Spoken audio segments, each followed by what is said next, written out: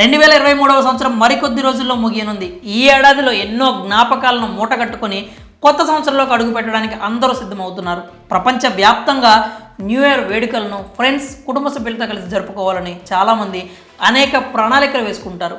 దానికి అనుగుణంగా ఎవరి బడ్జెట్కి తగ్గట్టు వారి ప్లాన్ చేసుకుంటారు. అలానే హైదరాబాద్ నగరంలో కూడా న్యూ ఇయర్ వేడుకలు జరుపుకునేందుకు సిద్ధమయ్యారు. ప్రతి ఒక్కరూ కొత్త ఏడాదికి స్వాగతం పలికేందుకు అనేక రకాల ప్లాన్స్తో సిద్ధంగా ఉన్నారు. ఇక అనేక రకాల ఈవెంట్స్ కూడా డిసెంబర్ 31న జరుగుతూ ఉంటాయి. ఇలా న్యూ ఇయర్ వచ్చిన ప్రతిసారి పోలీసులు సైతం కొన్ని ఆంక్షలు విధించడం మామూలే. తాజాగా హైదరాబాద్ నగరంలో న్యూ ఇయర్ వేడుకలపై నగర పోలీసులు ఆంక్షలు విధించారు. డిసెంబర్ 31వ తేదీన రాత్రి 1 గంట వరకే కొత్త ఏడాది వేడుకలకు పోలీసులు పర్మిషన్ ఇచ్చారు. ఈవెంట్ ఆర్గనైజర్స్ సామర్థ్యాన్ని మించి పాసులు ఇవ్వొద్దని పోలీసులు సూచించారు.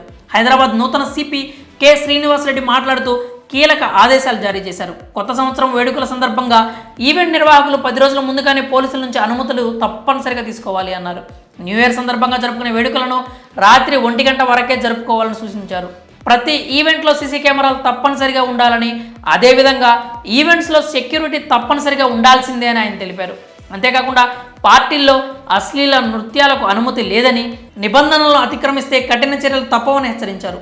పబ్బుల్లో డాన్సర్లతో కార్యక్రమాలపై నిషేధం విధించారు. అనుమతి లేకుండా లిక్కర్ సరఫరా చేయకూడదని, డ్రగ్స్, గంజాయి సరఫరాపై ప్రత్యేక నిఘా ఉంటుందని సిపి కె శ్రీనివాస్ రెడ్డి తెలిపారు. అలానే కొత్త సంవత్సర వేడుకల సందర్భంగా పార్టీలో 45 డెసిబుల్స్ కంటే ఎక్కువ శబ్దం ఉండకూడదని సూచించారు.